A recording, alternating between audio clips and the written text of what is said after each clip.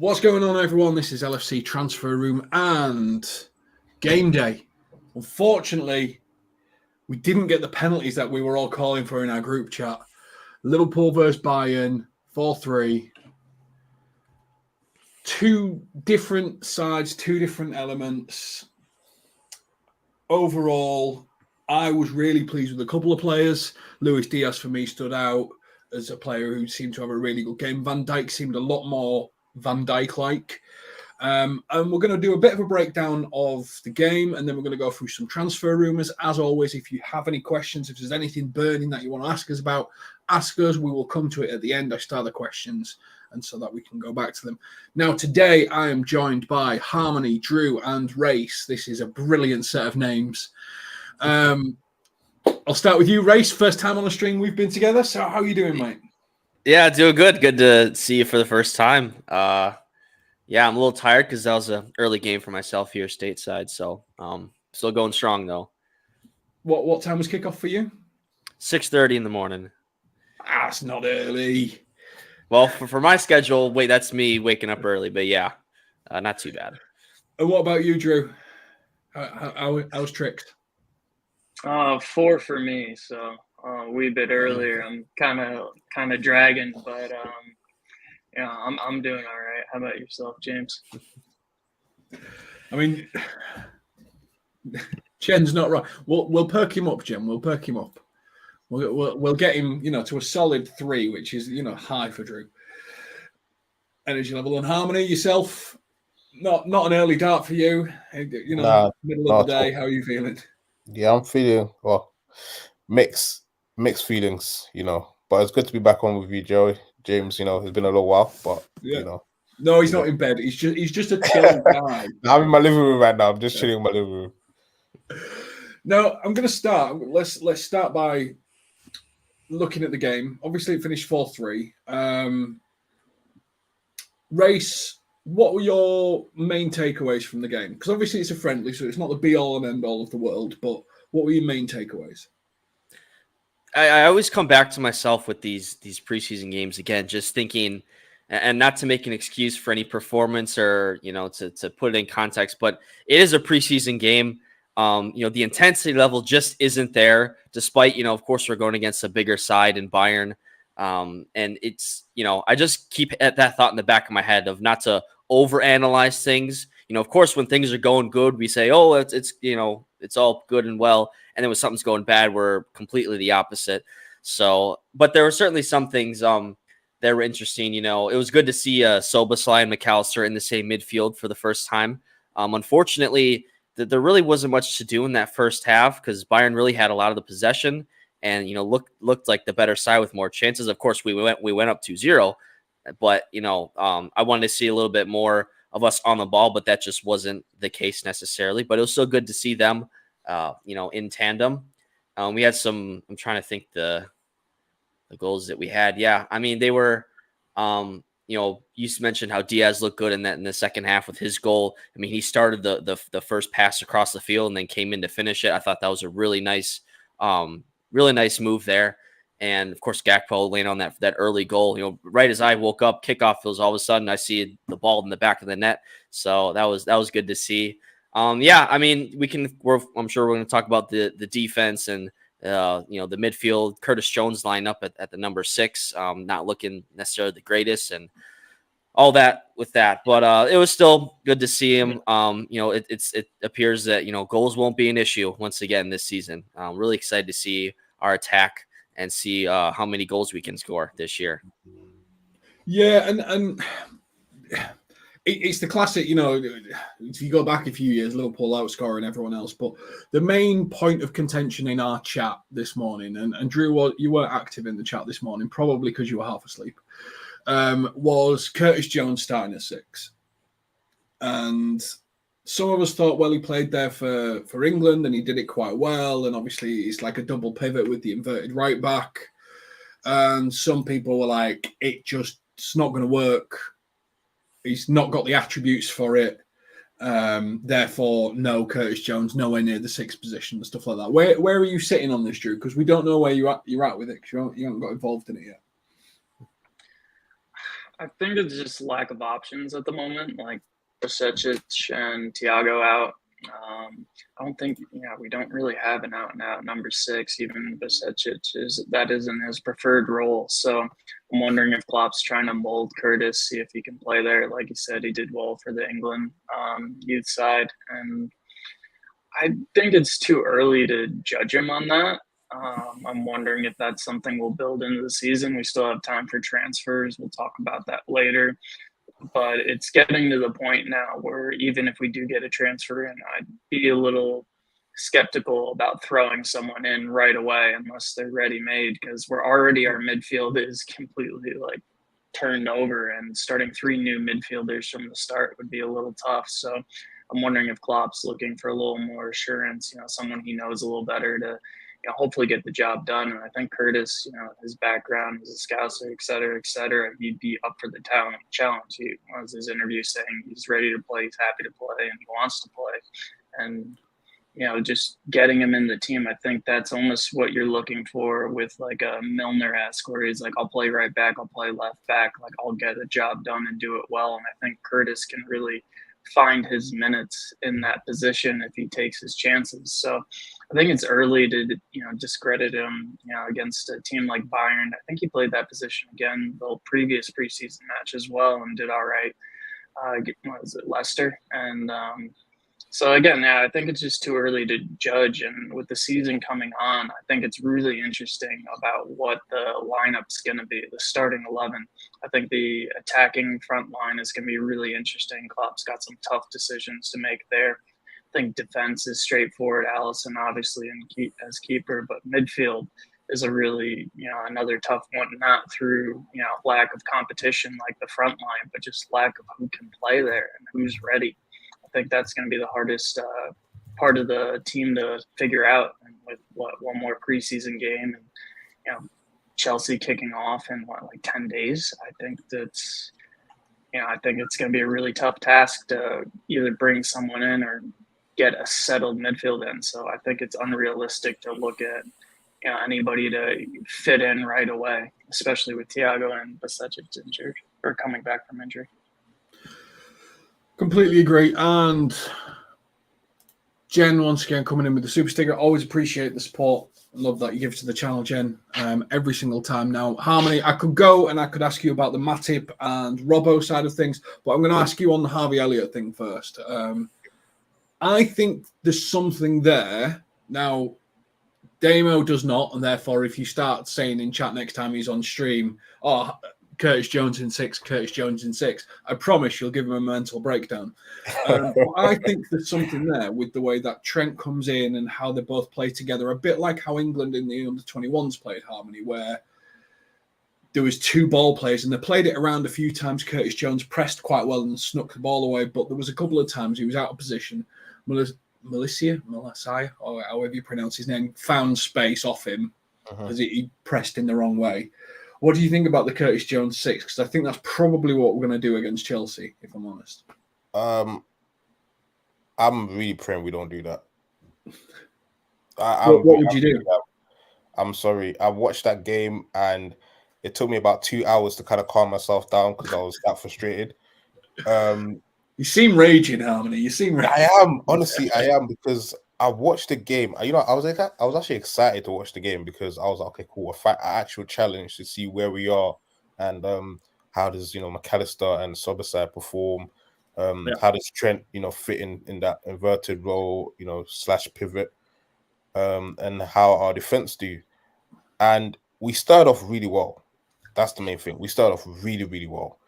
And what happened is Bayern actually found us out. They realized there was so much space on that right-hand side, and Jones is not a natural 6. So if you saw that whole game, you can see what's their left back's name? Davies. Davis, yeah. Davis was literally just running through our defense like there was no one there. No one could stop him. Not Trent, not Jones, nobody. He was literally just running through that defense like there was literally no midfield there. It was that easy. And on that second goal, if you watch how Jones got sucked into the ball, all the guy had to do, he didn't even have to move. All he literally had to do was just roll and turn, and he left Robertson and Jones for dead. So that is your two core guys gone because Trent was not there and Jones is completely out of position. So that shows you the lack of inexperience that he has in that position, because that happened multiple times during the game. It's not just what's going on in front of him, because that's what he was focusing on, what's going on in front of him. He didn't realize that, look, if I make this movement here, there's going to be so much space left behind me that anybody can literally just, all they have to do is play that ball over the top or just roll me and they're through and they're in our defense. And that is the reason why I would not want to do it, because any average midfielder can do that. I'm sorry. And that's just the truth. Jones playing there, any average midfielder can literally do that. And that Leicester game, I think that Leicester game got people too excited and, you know, thinking that he can play that game. But that's a Leicester side. That's a side that just literally got relegated. Like, come on, guys. Like, we should really know that there's certain levels that you just cannot play these sort of games with people. And Bayern Munich was not one of those teams to play those that sort of thing. And I also hear what Drew was saying in terms of we don't have any options in that position. So he has to play there, unfortunately. But I would not advise it for him to play there against Chelsea, because if we play there against Chelsea, no matter how we feel like they're not as organized, they're trying to sort out their team, they're going to find us out. Just like Bayern Munich did, because they can just watch that Bayern Munich game and just do the exact thing that Bayern Munich did and they can win the game. It's that easy. And that's I don't necessarily think they have the dynamic midfielders to do what Bayern did, but in theory, they could get Sterling to come in there. They could get... Yes, they can get anybody to come in there. They can. I believe they do. I believe they have the dynamics to do that to us, because it's that easy. If our left back can run through our defense that easily without anybody even putting a challenge in, I'm sorry, any world class, especially a great class midfielder, can literally take that midfield apart without any problems, because that's how easy it was for Bayern Munich to do that. Honestly, I get that, but we are talking about Alphonso Davies here, probably the best left back in the world. He outpaced Salah. But I get your point, but I'm just saying. It's too, I don't care if you're great, you can be the greatest left back. You cannot run through a midfield ladder. I'm sorry. I don't care. Someone has to stop you. It cannot be that easy. Someone should have clattered him, shouldn't they? Yeah, once, twice, 3 times, 4 times. It happened multiple times to just show you that the 6 is so important, and Jones is not ready for that position, because his positioning alone is a problem. It's not his closing down, it's his positioning. How to position himself so he doesn't get that a player running behind him, or a ball can get easily played in behind him and then in our defense. That is the problem, and that's why I'm so concerned about Klopp playing him there against Chelsea. That will be the main problem. That you will clearly see the Chelsea team will literally just keep doing the exact same thing over and over again, and it will keep working because he's not experienced to play that position. I do agree, and there's a couple of things. And I'm going to come to you next, Race, on this. There's a couple of things that bugged me about it. One was the positional side of things, and this is probably the rugby player in me, but the way Trent comes in leads to diagonal runs, and diagonal runs lead to space. So the reason in rugby league there's 13 players and there's no space is because it's a flat line of just defense and attack. I don't expect you guys to know rugby league very well. In rugby union, there's 2 extra players. But because there's all diagonals and dog legs, there's so much more space, and you can exploit space. A bit like in American football, when people run routes, create space. When people try and run with a goal line defense, no space. And you've got to power your way through. And that's kind of what we do when we bring Trent in. You expect Matip to come across, Van Dijk to come across, and Robbo to come across. And I think one of the things we've seen is Konate's very mobile. He covers the space very well. He's very good at it. There's something going on between the 3 of them, and it works well. It didn't work for Matip today. I don't think he's necessarily got the mobility that Konate has to cover that space. So is this inverted right back only really going to be a successful, Race, if we've got Konate and Van Dijk? Because doesn't want to play Joe Gomez right back, centre back, it seems, because he's just been right back the whole time. What do you think? Right. Well, like I said before, with preseason games and whatnot, you can analyze them a little differently. But this didn't change, the fact that we we need to add another center back along with a number 6, maybe two midfielders. It's clear that Konate is the first choice right next to Van Dijk. Matip is definitely, we got to look out for, when his drop off is coming, if it already hasn't begun, because we know that he's getting up there in age, of course, out of contract next summer.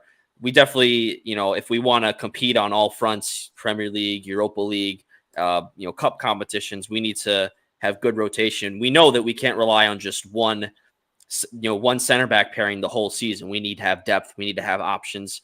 It seems like Joe Gomez, he's shaky. It's split fan base, we have on him. So it's tough to see anyone other than Konate fill in that role nicely.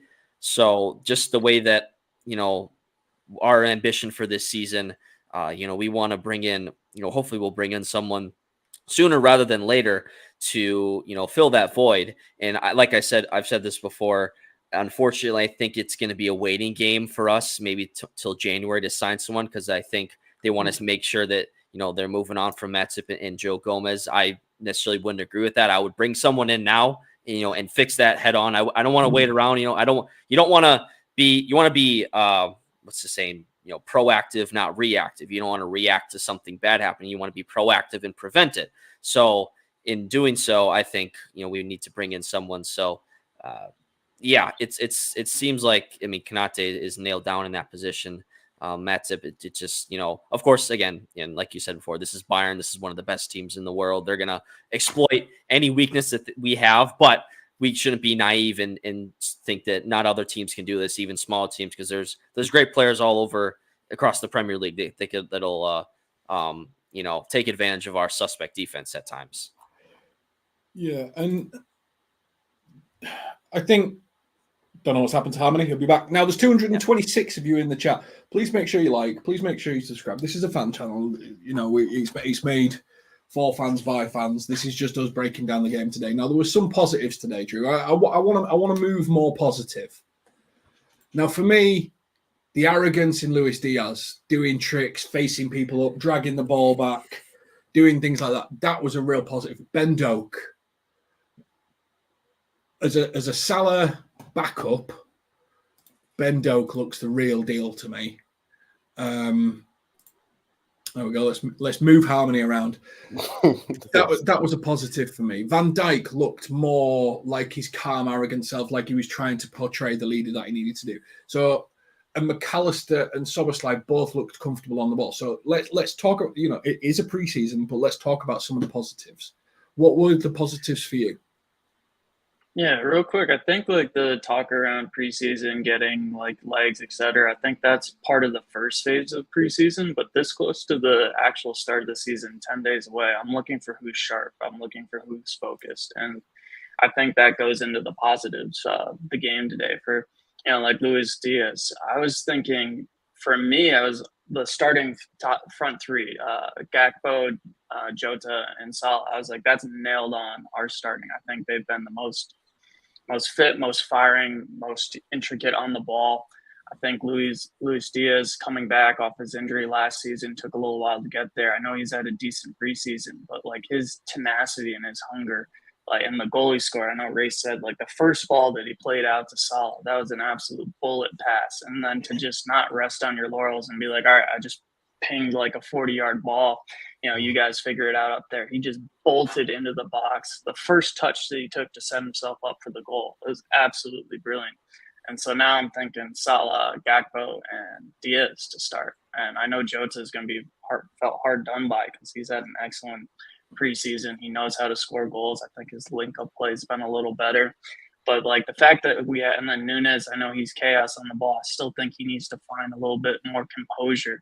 But the fact that we have that many options up front, and like you said, Ben Doak as well coming in off for Salah, the options that we have up front is insane. So I think we were saying it earlier, goals won't be a problem this season. I think last season when we started to have injuries, in the beginning, it was actually kind of hard for us to score goals. Other positives, like you said, Szoboszlai and McAllister, I think they've looked really good in preseason, and it's hardly been a month and a half maybe, since they've both joined a month, and like they're fitting in pretty well. I expect that to keep going and going forward. I look for I don't think you have that much time to settle. I think you need to really take your chances, and those two have. You can't afford it for this level of team that Liverpool is, and how much there is at stake in the season. The game's coming quick and fast. You need to take your chance and grab it. I think that's why it was interesting with Jota coming in and putting that pressure. And I think Diaz is right behind him on that, and probably succeeded him in moving ahead, in my opinion. But that's the level of intensity that you need to see. I know it's just preseason, but with, like I said, 10 days before the start of the season, Klopp's going to be looking for who's ready, who's hungry, who's focused.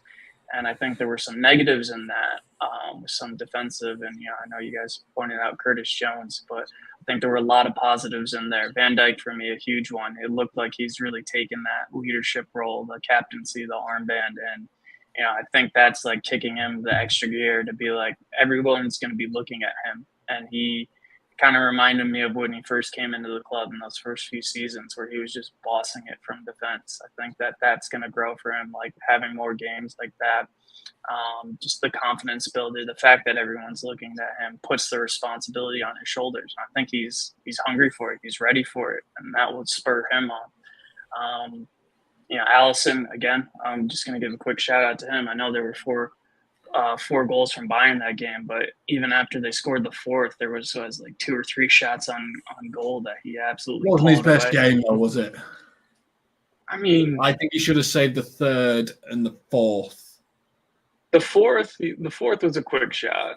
That was sometimes you have to say the goal was just spectacular. I think he could have maybe done a little better, but it probably still would have gone in. The third one, I think you're right. I think he should have palmed that away better, or done something better with that. But going back to focus, I think that's what I'm looking for most, is who's focused. And the fact that on that free kick, it just looked like everyone fell asleep. And that's a much different side too. I know that affects things. Once you're chopping and changing squads, I think at that point, that was our third different variation of a squad on a pitch. So I'm not going to hold that too much, but I take your point. But I think there were a lot of positives in this game. And I think Klopp's going to be looking for who's focused, who's hungry, who's ready to start the season. I think that starts now. Now, Harmony, getting you on a positive foot because let's do it. People talk about front five. Personally, for me, I think we should be talking about a front six now, because I think Doak so far in preseason has showed that actually, he's back up to Salah, but he is a member of that attack. And then for you, I mean, Jota is like a member of MI5. He just appears out of nowhere and scores a goal, which is a great habit to have. Whereas Gakpo gets involved, drives through, finds space, creates things.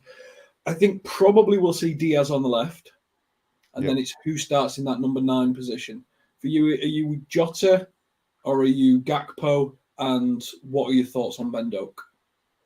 I'm starting Gakpo because I think he's going to light up the season, the league this season. He looks fit. He looks composed. He links up players really well. I only think the only problem that that I have with him is that he drops way, way too deep. Sometimes he actually drops into the 8, and that kind of that kind of just ruins the whole midfield set. The whole midfield set, the way we're all set up, it just kind of ruins it a little bit fast. So I would say if he continues playing that role, but just don't drop that deep, that would be really good for him, because he'll be closer to goal and he'll be able to link up play much better with the front three as well. Plus with Slobosai obviously making that last ditch run over McAllister. So I would start him. I wouldn't even mind starting Nunes, because I feel like this preseason he's been looking really sharp. Yes, he could have scored one of his chances today, but I think the ball was just a little bit behind and it was got caught under his feet. So it gave time for the keeper to get that last ditch save. But he's been looking really sharp. His composure on the first goal against Leicester, even though it was offside, but it was just that composure to even lift up over the goalkeeper and finish it. So I'm liking the way he's looking, but I would start Gakpo ahead of him. And Doak, yes, he impressed me today. The speed, the awareness, the final, and the only problem I had with him was this final pass, his final end product. But today was looking really good. He put his head up, put some really, really good balls in, and we should have scored at least with one of his chances. I think Klopp could have scored with that pass that when he made that run, he could have scored that, but was unlucky. So I think I'll still send him out on loan, but I wouldn't mind if we kept him for the season just to play with Salah, behind Salah. Yeah. I think we keep him because I think we need to manage Salah's game time, especially with cup competitions and stuff like that. I know Salah wants to play every minute, break every record, but I think he might be getting to that age now where he's thinking it'd be good to have someone to come in and close out games for me when we're 3-4-0 up and stuff like that. But it's Salah. He probably wants to play every minute of every game. Yeah. So if he's not going to get game time, I agree, loan him out. If he is going to get game time, keep him around. Yeah, I think probably the Europa League and Carling Cup, FA Cup will probably be the best times for him to more likely he'll be getting those games. So for that reason, if that's going to be the case, then 100% I would keep him around because I think he still has a lot to learn. But from what I've seen so far, he's going to be a special player for us in the future. Now, we're going to move on to the transfer rumours and the things that we've been going through today. And there's some people like Damo, I could see you're in the chat, and there's a couple of others. They're frustrated that we're in this situation, Race, where we are very sixless. I mean, we've got Stefan Bajcetic, but he's not been part of pre-season so far. He's been at the Access Centre retraining. And the unnamed club, some saying it's Saudi. There is a report saying it's us. And there's some that are saying no one knows, obviously. It feels very Liverpool if no one knows and suddenly it happens. But then it's saying there's a third bid for Lavia. And then there's a £25 million bid for Veiga. That's just gone on. Why are we doing it so late? And who do you actually think? I think we need a couple of midfielders. I think we've had this on the stream already that we probably need a couple of midfielders. You think which ones do you think we're going for? I think Lavia right now is certainly the prime target, especially with the report kind of coming up just now of a possible third bid and it maybe being the one that they want. It's definitely frustrating, especially with Lavia, because it seems like we're dragging our feet for no reason.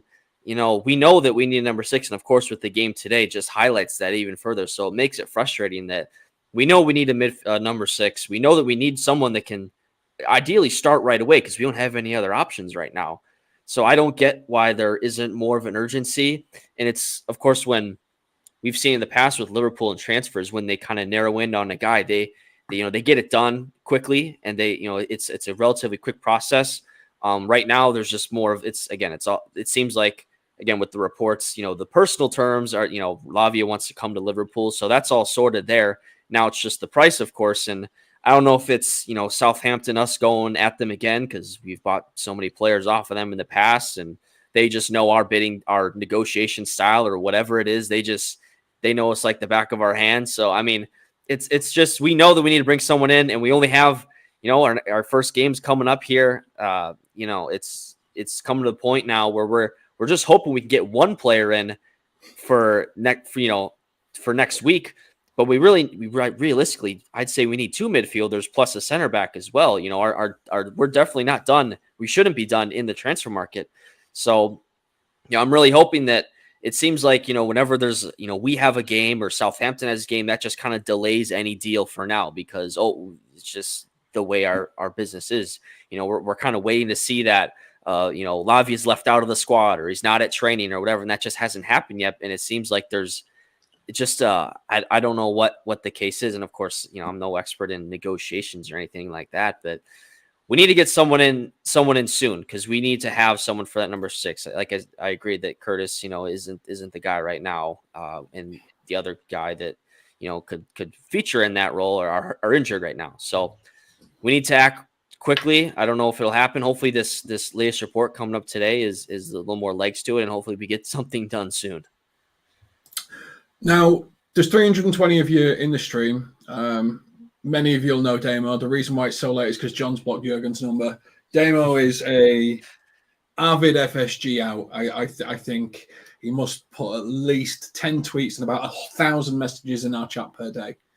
And it's all thought through. It's all rational. It's not just, get him out. There's a bit of that Damo. But if we can get this LFC transfer room up to 9,000 subscribers, Damo's going to write a love poem to John W. Henry, and it would make my year.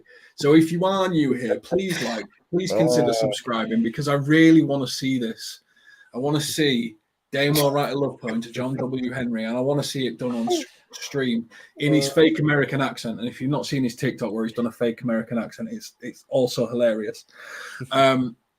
Now I'm going to try and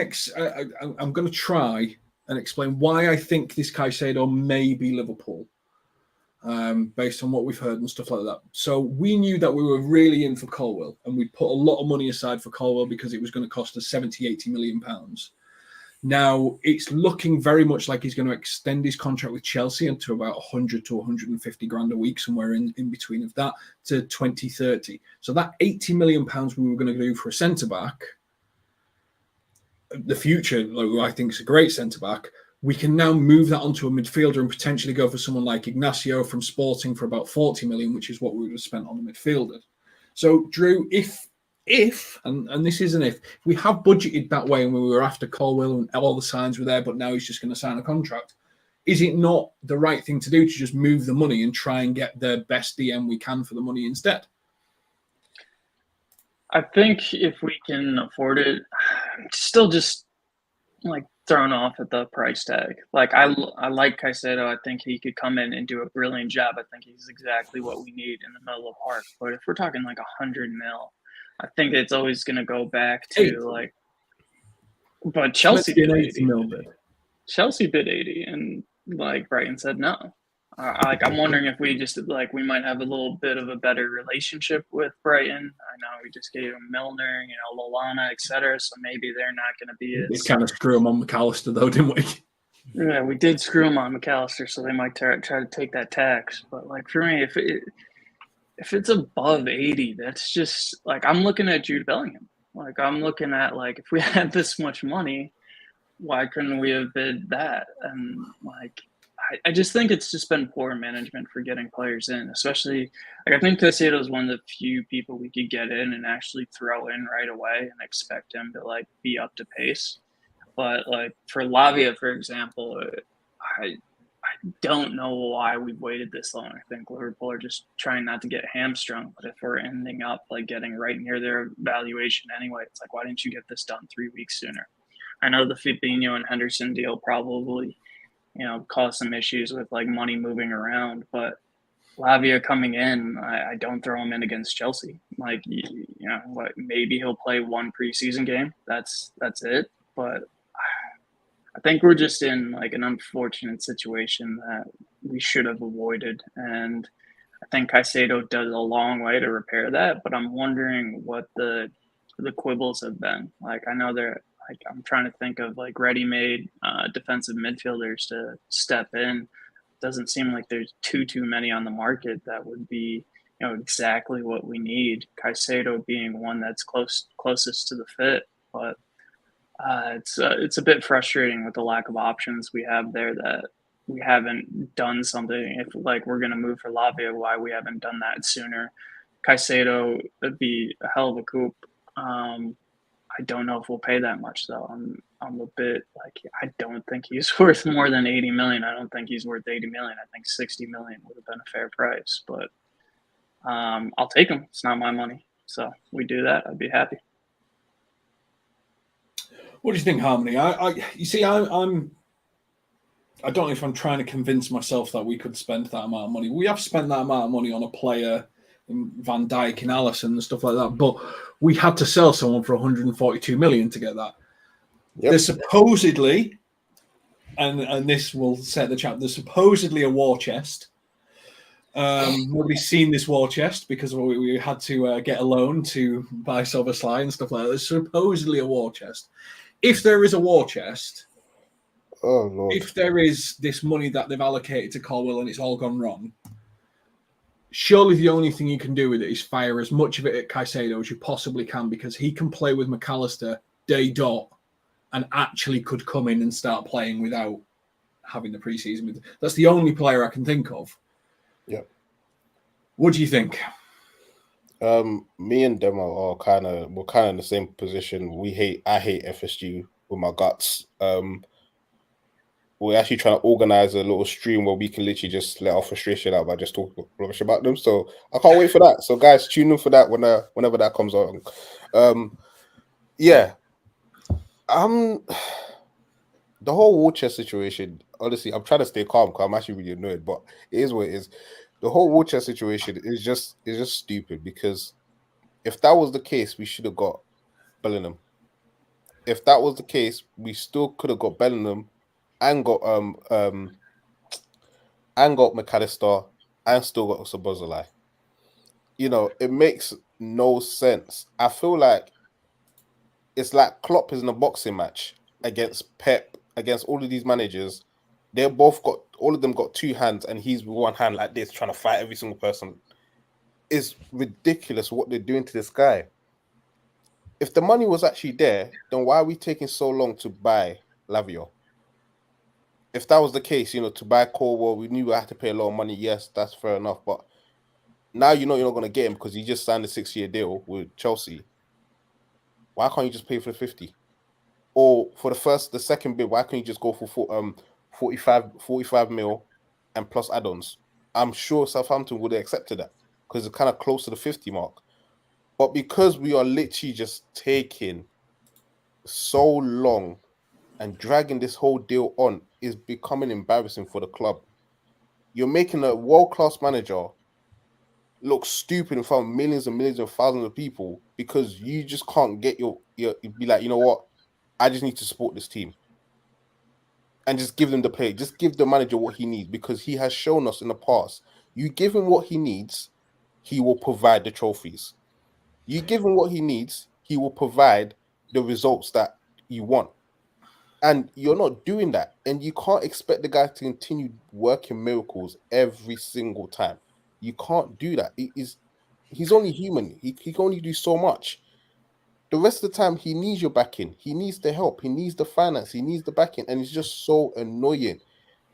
Like, it's just so annoying that I'm literally sitting there talking about a guy that costs 50 mil, and us as Liverpool, we can't, like the third biggest club in the world, we can't pay 50 mil. Come on, man. Like, it's just so embarrassing. It's just so annoying to sit here and constantly have the same conversation. Why can't we get this player? Oh, we had the money, but now it's gone. Why can't we do this? Oh, we had the money, now it's gone. Like, it's the same conversation we have every single time. And I'm just sick and tired of it. Just get the player. As simple as that. Just give it to Klopp. Now he has 10 days to embed this player. That's stupid. Why would you do that? We knew Fabinho was leaving like 2-3 weeks ago now. You should have been prepared for this. As soon as you knew the guy was leaving, okay, cool. Klopp, what do you need? Oh, you need Lavia? Okay, let's go get him. I'm very much with you. And I think where, you know, like, there's a video coming out soon that I've done basically why I think we're actually going to get stuck with FSG for the next 10 years, I'm sorry to say. I think the biggest toxic area is going to be when Klopp leaves. That's where we could really sort of destabilise the club to some degree. But I do actually think we're going to end up with FSG. And I've done all the reasons what I think's happening and what FSG are spending their money on, which isn't Liverpool, by the way. I think FSG want us to be competitive, but they don't care if we win. And by competitive, I mean interesting enough that fans spend their money, but they don't care if it's at the top of the league or if it's fourth place. So that's what I mean by competitive, which we don't see as competitive, but that is the technical term as people would see it as the top of the league. You know, fighting for the Champions League, playing in the Champions League, that's what FSG want because that's what brings in all the money. But they don't really care if we win anything because they're not emotionally invested in this club. They're invested in what it's worth because it's worth about £4 billion. And they can't afford to sell it because if they sold it, they'd get taxed at 20% profit of what they bought it for and what they sold it for. That's £800 million. So they would rather invest that in other things. And anyway, that's a different video for a different time. But I'm very much with you. If they want Lavia, sign Lavia. He's 19, 50 million over a 5-year contract is 10 million a year. Yeah. He's not going to be on mass wages. Financially, this all works unless you're trying to sign someone really big. Mm-hmm. And I don't see us linked with anyone really big. Caicedo's the biggest player that we've been linked with. Szoboszlai, a great player. But why is this happening, Race? Why? Just why? And I will come to your question. I will explain why I think we don't have as much choice as most people think we do. But yeah. I don't know. I mean, what more does Klopp have to show with his player development, his success at the club, his just, the character and the person that he is? What more does he have to show to not ask for a couple extra dollars here for this Lavia deal specifically? The report was that we originally offered 40 million, and then with add-ons, and then 41 million with add-ons or something. I just had to laugh at that. I'm just like, really? That's where we're at? I mean, I just don't. Yeah, we could talk about this for hours on end. I mean, just about the way we've gone about our spending and our priorities, and what you mentioned there about FSG not caring about necessarily the success, but just the interest level in the club. It reminds me a lot of kind of what Arsenal went through the past few years with Stan Kroenke and whatnot. They were just kind of wanting to make that top four, kind of hover around there, but they weren't really challenging for much more. And I think for them, it took a little bit of them exiting the fold, exiting the spotlight, dropping off for them to realize, okay, maybe we need to kind of focus in a little more. And of course, they've made some developments in players and whatnot, and some big purchases.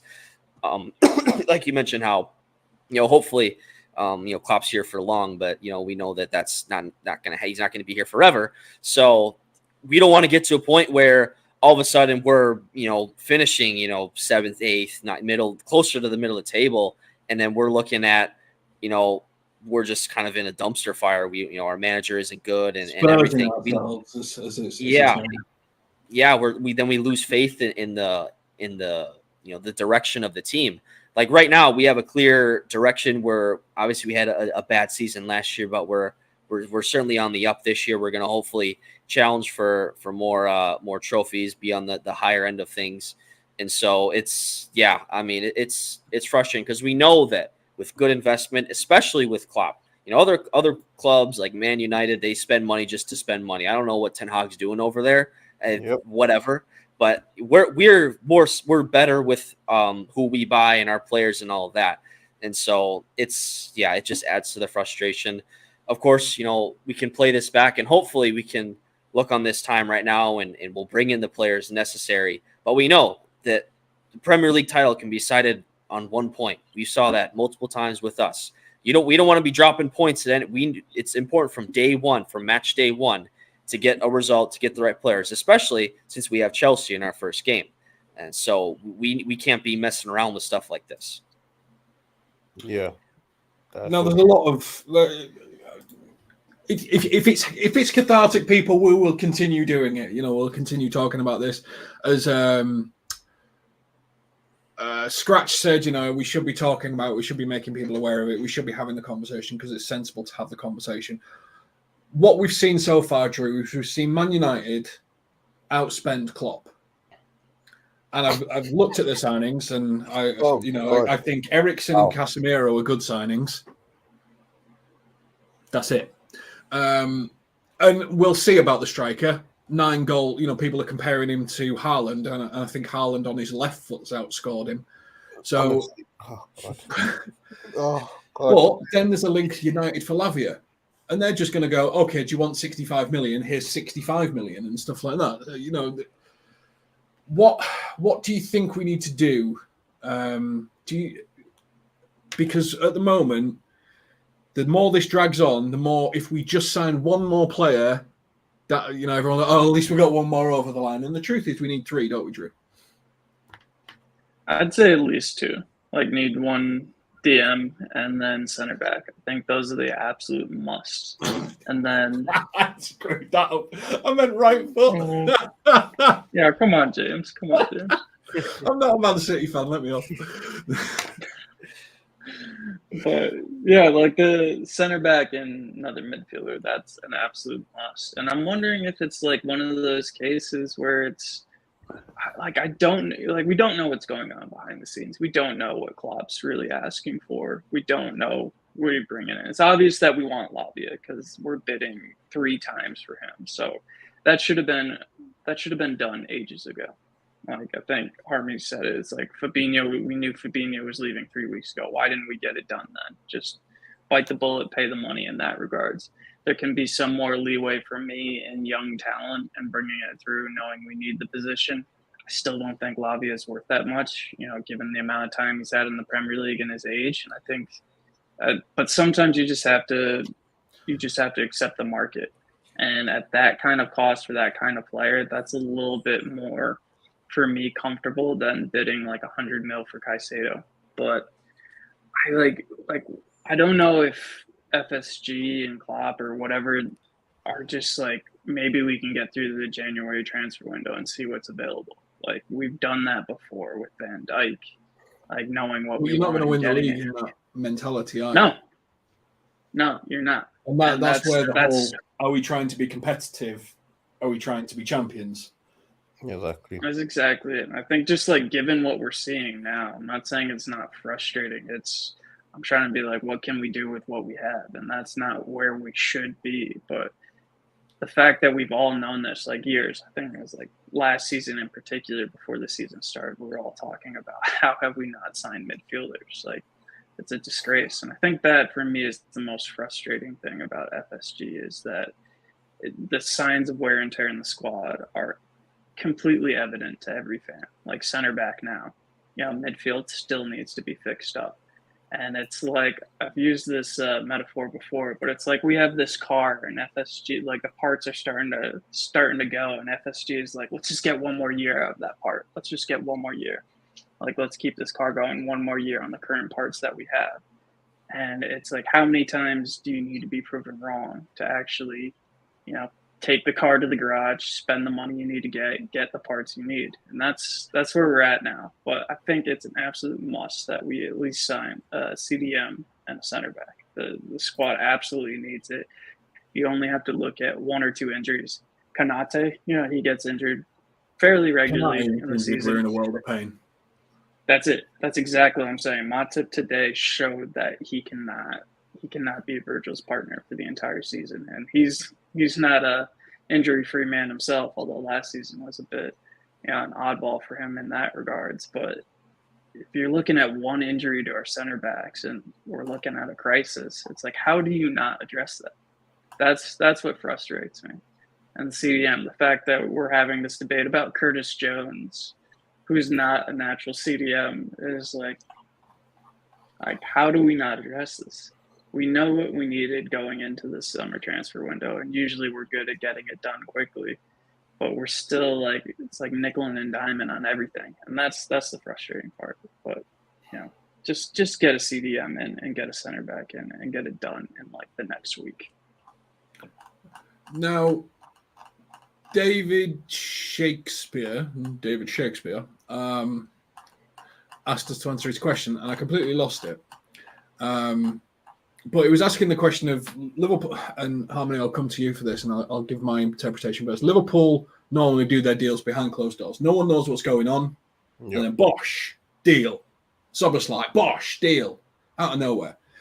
I think for me, with this situation, the players that we're fully aware of are Lewis Colwill and Lavia, players who would fall on the British side of our squad. As much as Lavia's not British, he would still fall under the homegrown talent, and Colwell's the same. So I think there's a level of there's only so many potentially quality homegrown players out there in the market. That's why I think we've all got line of sight on this, because I think those that are available, everyone's probably inquired about and everyone's probably aware of.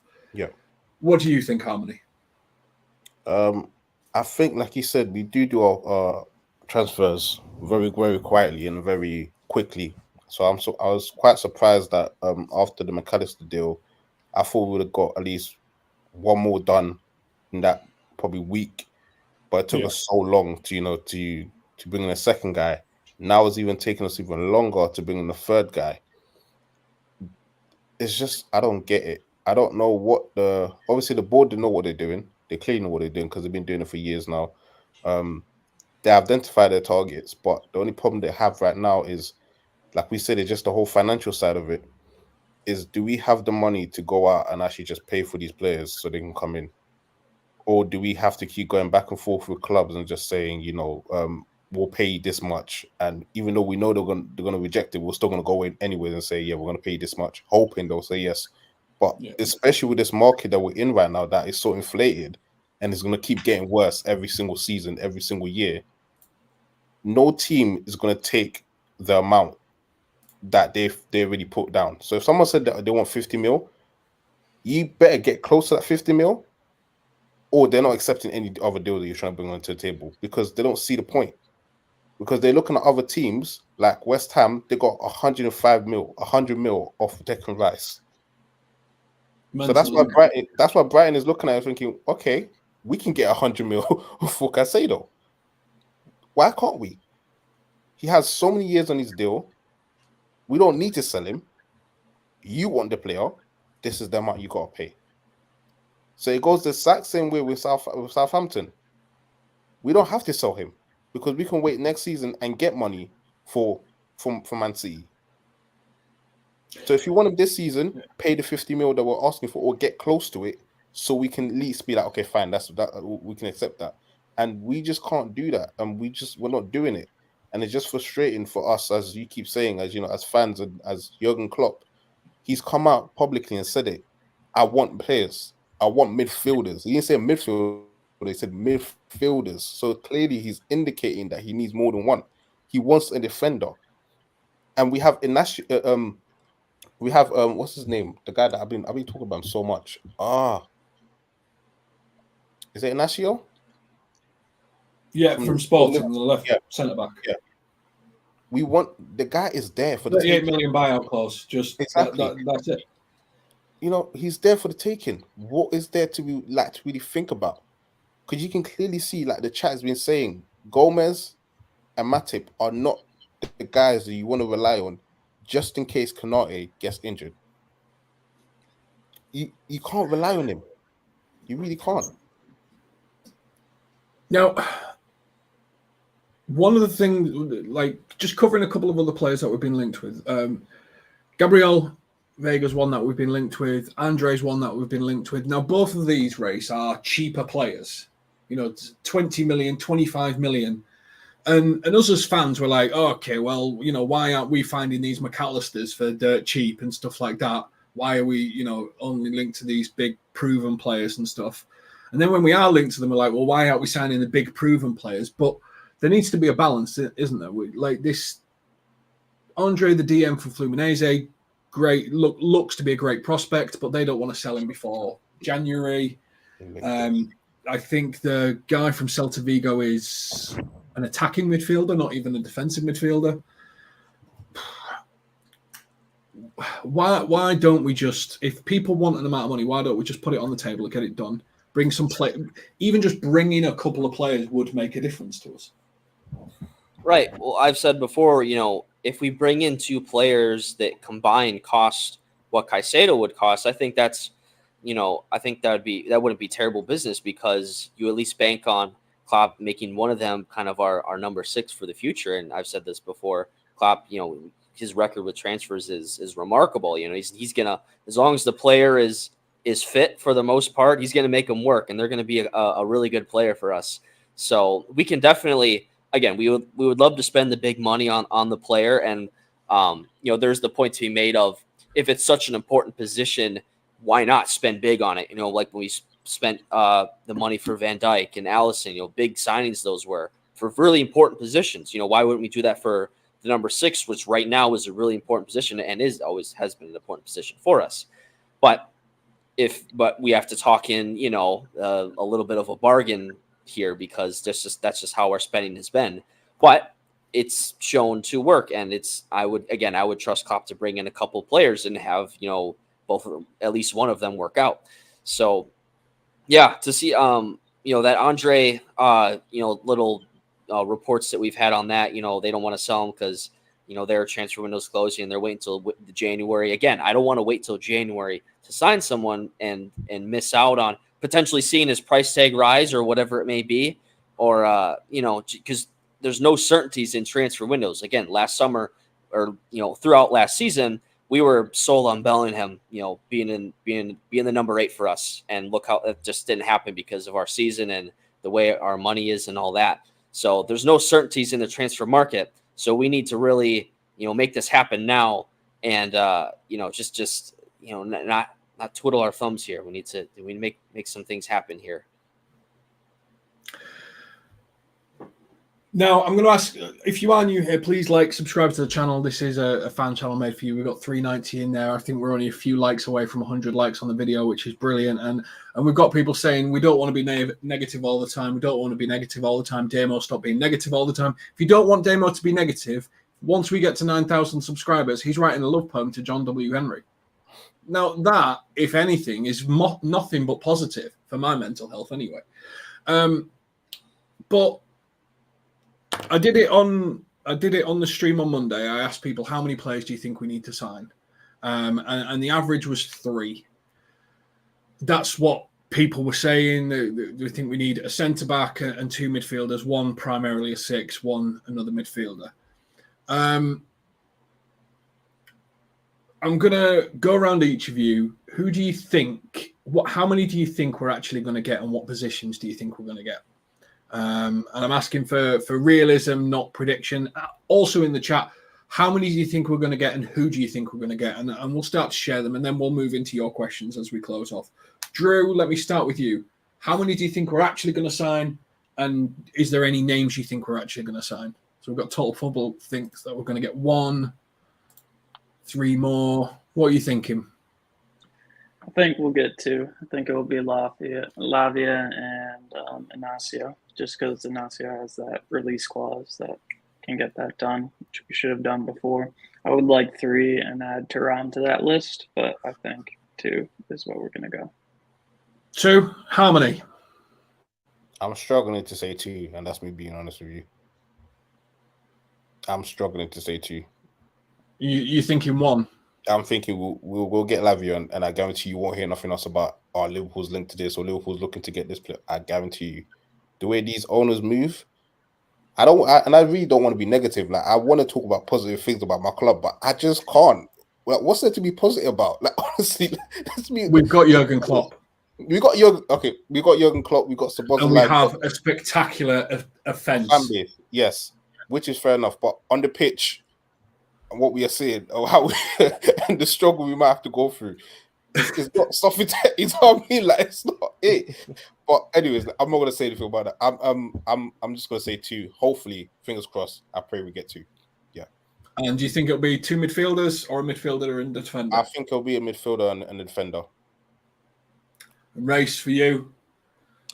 I'm with Harmony too. I'm really thinking 1. I'm thinking Lavia.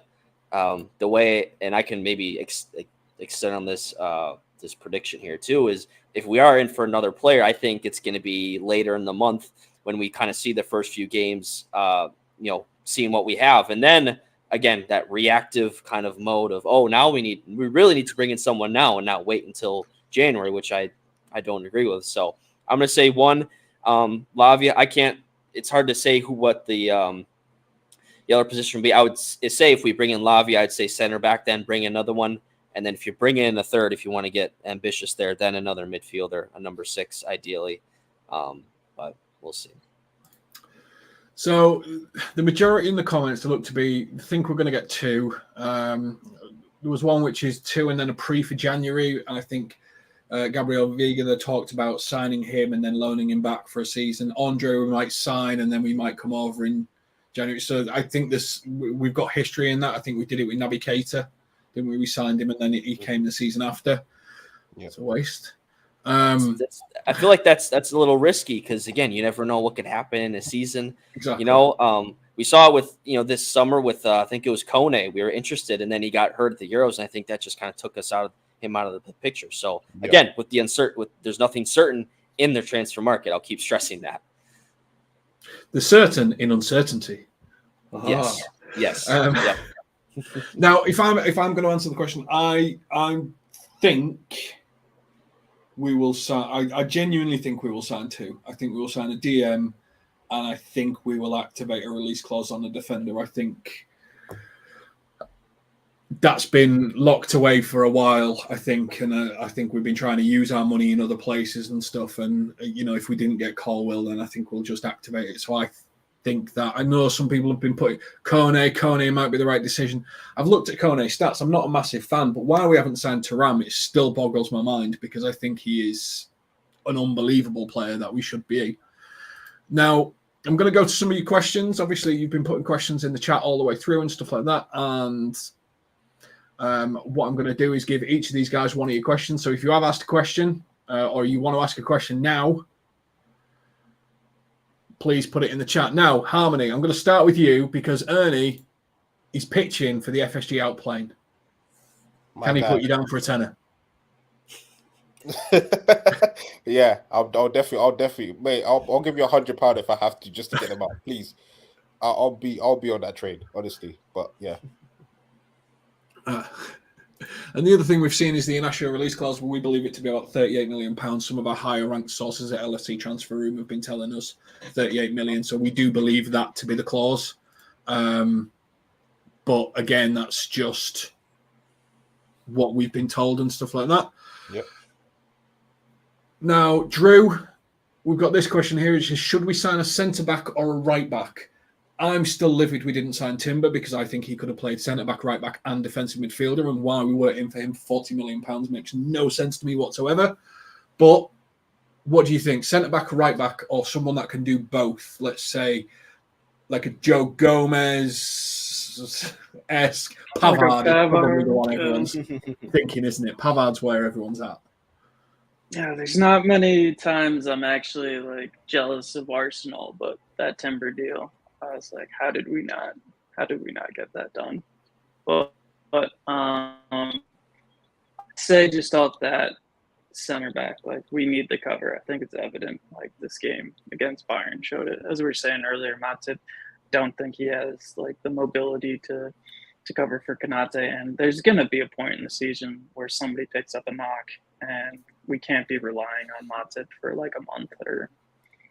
So center back. I think right back we have a little bit more leeway there. I'm okay with Gomez playing there. I think a game like Man City, last season, how amazing he was in that game. It baffles me that he does not have the consistency of form like he showed in that game. He was top quality in that game. But so that's where I'm he can be at least relied on to an extent to fill in here and there. I think he does just have those lapses in concentration, which I do not want to be happening for more than 3 games running. But to come in and fill in, just hope that Trent doesn't get injured. But I think we have backup there that could potentially get us through. But I think center backs just a more more needed position in terms of cover for switching.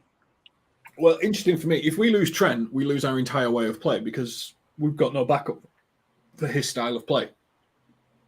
For me, because we're trying to build an entire system around a player, which is a bit risky. And I thought I was always of the opinion, which everyone hates in the chat, by the way. This you probably hate it in this chat, but I was always sign James Ward-Prowse because he can distribute and he can pass, and he could be a backup for Trent in those situations. People don't like that, but I do actually think he's a good player. Most people think he's terrible. But who's coming in for Trent though? To cover for Trent. That's why Pavard's interesting. It's you're not going to sit behind Trent if you're a good player. Yeah. You'll get time as a center back. Now, what the final question we'll cover, and I'll give to you, Race, and I think this is a really interesting one, is Klopp complaining about the Saudi window closing again. Do you think there are any other players in the squad whose heads have been turned? Because I think he's complaining about it because I think there's a couple of people that are after certain players in our squad. to my mind, I still think we may lose Matip to Saudi Arabia. I think he may end up going over there. What do you think about their window closing 3 weeks after ours? And do you think there's any players in our squad that may have their heads turned? So their window closes in like middle of September, as you're saying? 3 weeks after ours. Okay. Well, I remember, it was rumored earlier in the summer that Thiago would kind of be the midfielder out going to Saudi. There were some links there. And with these signings come in, I think he would be the main kind of guy to have his head turned and see that maybe his role, depending on what his, where he wants to go in his career. Does he want to, get a payday, or does he want to stay here and help this team, win some more? Of course, Thiago's played at, the biggest clubs in the world already. So I can't speak on where his head's at. I think, I can talk maybe bigger on the Saudi Arabian League now, players, seeing those large paydays come in for not necessarily, star players. If you're just kind of an average player, I mean, Saudi Arabia's not making it, they're making it clear that they'll splash the cash for you. And if that's a real option, if you're open to it, they'll certainly do that. It's kind of I don't want to say a bailout, but if you're in need of kind of selling off a player, some deadwood, if you will, Saudi Arabia might give you a little boost and give you some money. Like we didn't expect to get 40, the price tag for Fabinho, but we'll gladly take it. And it can be seen as a boost for some of those lower level players, like even like a Nat Phillips. I'm just speaking, a player who's not going to have a role or not seem to having a role in our team. Does he want to, take a pay cut and get, some 15 million and we take 15 million for them or something? So it's interesting though. For sure. Yeah, and put it in the comments if you think there's a Liverpool player that you think may be getting courted by Saudi Arabia and you think may go. I think Thiago's the obvious one for me. Matip's another one for me. I think it could be. I don't think Joe Gomez is one that Saudi Arabia will be looking at. Harmony, Drew, for you, do you think there's a player that's getting the head turned by Saudi, which is why Klopp's made a comment on it, or do you just think he just doesn't like inequality in transfers? Harmony? I think, I don't know if there is a player on our squad. Probably Matip could be one person. This could be a spicy one. Mo Salah. You never know. That would be a very, very big win for them if they got Mo Salah, to come to the Saudi League. But I think he's more mentioning it because not only for Liverpool but for other clubs as well. Because what that will do, that will leave certain clubs, especially with the paycheck that they're offering people, it will leave certain clubs so vulnerable that they can't do nothing until January. So that's why I feel like that's why he's so concerned about it, because they can wait until the transfer window closes and then they come in to be, okay, we want this player actually. And the squad, the team, especially if the player wants to go, they might have to sell him because the price might be too good for them to reject. And then if they do sell him, if they do sell him, it's going to be a thing where they might not be able to get a replacement until January. So that is the problem with the Saudi League having a longer transfer window than the normal European clubs, because they can't do anything to react to what the Saudi League is about to do and what they want to do, I should say. So that will be mainly that's why I think why Klopp brought it up in the first place, because it will be very alarming concern for a lot of teams if they do that. Drew, any players that stand out to you?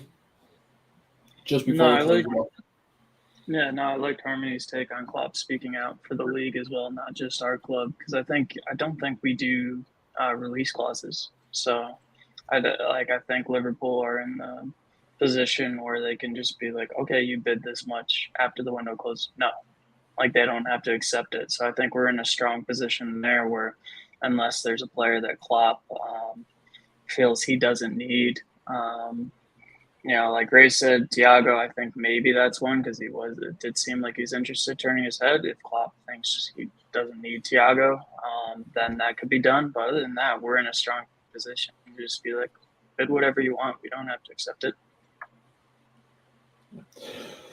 Well, there we have it. We lost 4-3 to Bayern Munich.